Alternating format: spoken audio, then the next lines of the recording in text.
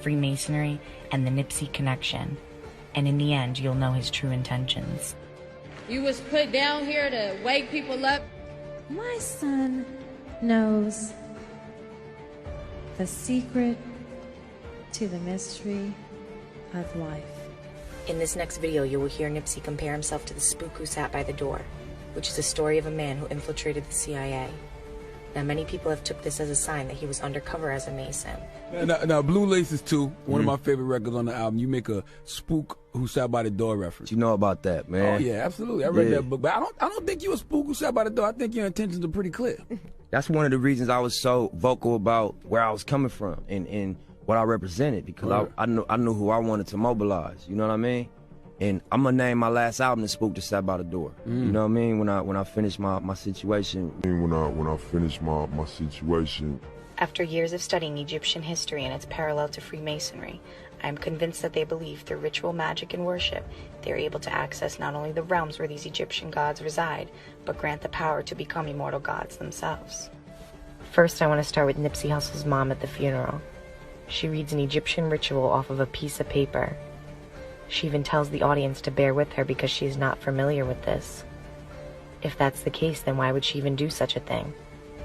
Let's see what she says. I'm supposed to say Ashe, so we called on the answer, so say Ashe. In ancient times, they had used the word Ashe to invoke divine forces. Through this, they conceived the power to make something happen or produce change. In the definition, I also found interesting, a person through training, experience, and initiation learns how to use the essential life forces to willfully affect change. Next, you'll see her do a ritual of libations. And now I pour libations to the ancestors. Libations had derived from Egypt. This symbolized an offer to a deity, and that deity was Osiris. Osiris originally was the god of life until he was murdered. His wife Isis, through magic, then brought him back from the dead, where he transitioned to the god of the underworld. After this occurred, Isis gave birth to Horus. He then became the god of the sky who protected and oversaw Egypt. Now Horus is the key to understanding all of this.